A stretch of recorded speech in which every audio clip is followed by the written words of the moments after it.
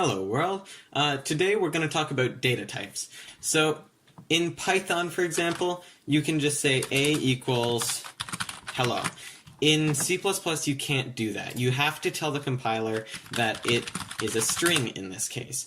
And you have to add a semicolon because we're not in Python. So you can't say string a equals 42, for example. It'll give you an error. So conversion from int to non-scalar type blah blah blah string. So it's giving me an error because it can't convert 42 to this string.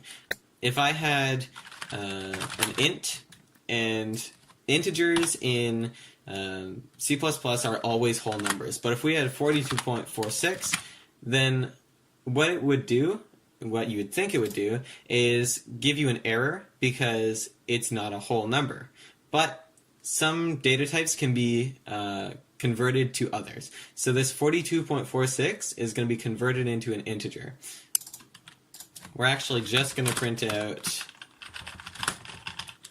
a and see what it gives us. So it gave us 42. It gave us 42 because it rounded. But if we had 42.86, you would think it would round to 43.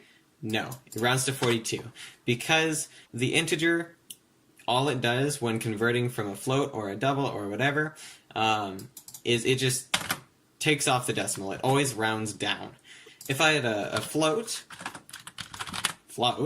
then it can have a few decimal places. Let's say 342. And you see it prints out 0.342.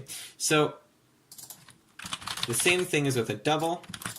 It can have decimal places. It can also not have decimal places, and it won't do like 42.0. It can do the same thing with a float, as you can see. And then there are some other modifiers to data types.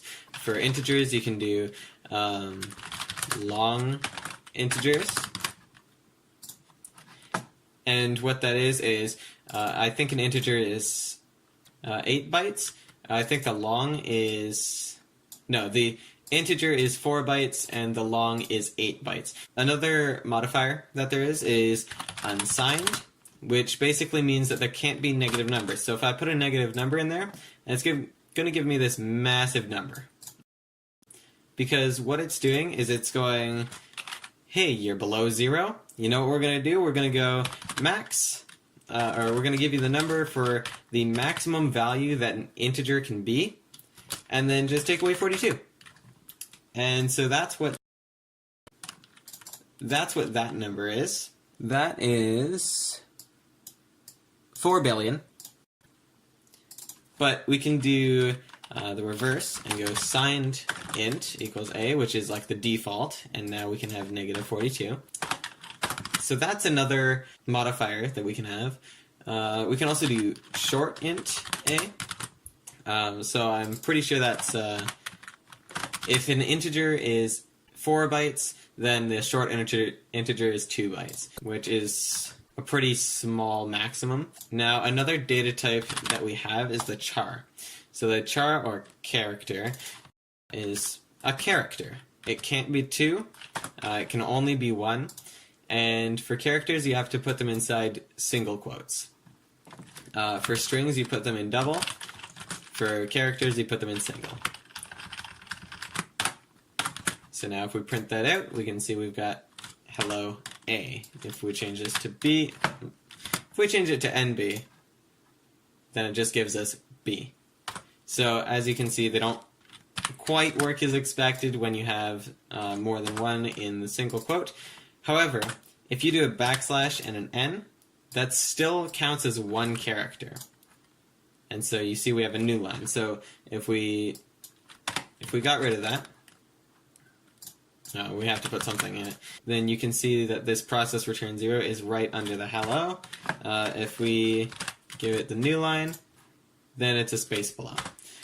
So you don't always have to declare variables. So that entire time I was going char a equals whatever, you can just go char a and won't do very much because it literally equals nothing. But then later on you can go a equals a, for example. And so you can declare variables so that you have them and you can modify them before you use them. You can declare them and initialize them at the same time. You can do all sorts of fun things with them. Now, one last thing that I want to mention before I go is this / and then I have all this. You're probably wondering, like, how does that still compile and run? Well, it's because this is just invisible to the compiler. If you put a / in C++, then the compiler just ignores it. So that's all for this data types tutorial, and I'll see you guys next time.